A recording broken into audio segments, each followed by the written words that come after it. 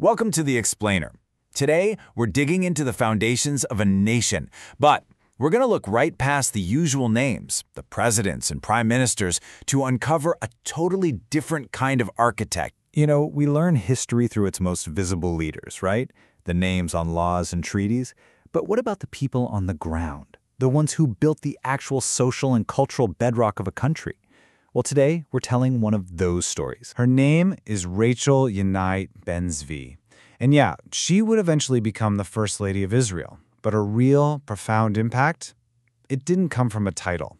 It came from a lifetime of tireless work as an educator, an activist, and a true, boots-on-the-ground pioneer. To really understand her legacy, we've got to go back, way back to the very beginning of her powerful vision, long before the State of Israel was even a reality. So she was born in what's now Ukraine, and let's just say she wasn't raised for a quiet life.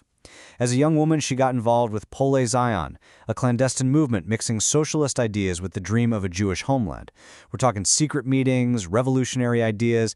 This world shaped her entire outlook on life. And it was right there, in that underground movement, that she met Yitzhak Ben-Zvi. They just clicked, A shared passion, a shared vision. Their lives became completely intertwined. In 1908, they made the big move together to what was then Palestine. And a decade later, they got married, locking in a partnership that would literally help shape a nation. Now, her political activism was absolutely crucial, but her most hands-on, her most groundbreaking work, that was still to come. She envisioned something truly revolutionary, a farm that would cultivate not just crops, but people. So in 1928, she founded this incredible place, the Meshek HaPoalot, which translates to the Women's Worker Farm. And the core idea? It was radical for its time. She wanted to train urban women in agriculture.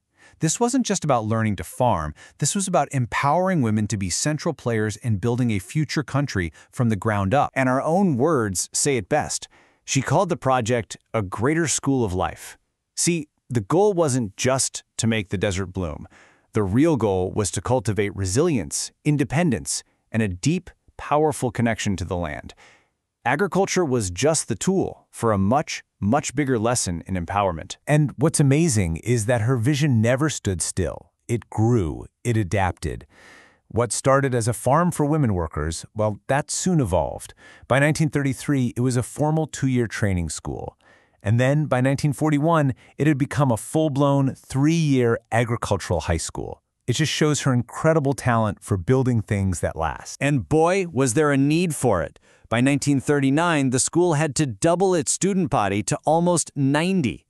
So why this sudden explosion in growth? It was absorbing young women from the youth aliyah, many of them fleeing the absolute horror rising in Europe.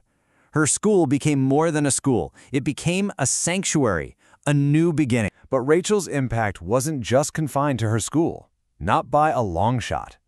Her pioneering spirit, her deep sense of responsibility, it drove her to take on totally different but equally vital roles throughout her life. And this reveals such a fascinating contrast in her life. On one hand, you have this daring rescuer, deeply involved in the clandestine aliyah, secretly helping to smuggle Jewish youth to safety from places like Syria and Lebanon. And then, on the other hand, when her husband becomes president in 1952, she steps into the role of First Lady, but one who completely rejected all the pomp and circumstance. Honestly, nothing shows you who she was better than this. When it came time to host official receptions, she and her husband flat out refused to build some lavish hall. Instead, they had simple wooden huts built right next to their home. And her reasoning was so simple, yet so powerful. How could they possibly live in splendor while new immigrants, the very people the country was being built for, were living in tents? It wasn't a political statement. It was a deeply personal conviction. So when we pull back and look at the whole picture, what is the lasting impact of this remarkable woman?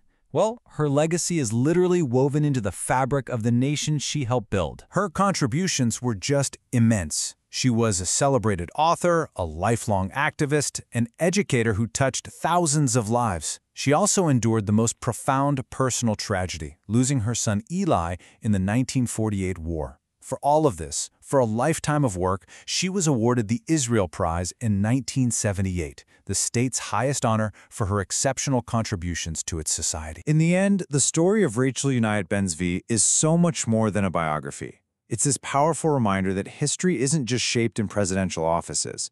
It's also shaped in the soil of a farm, in secret rescue missions, and in the quiet, principled decisions of one dedicated pioneer. It really leaves us with a question, doesn't it? How far can the actions of one person truly ripple through history? Thanks for joining The Explainer.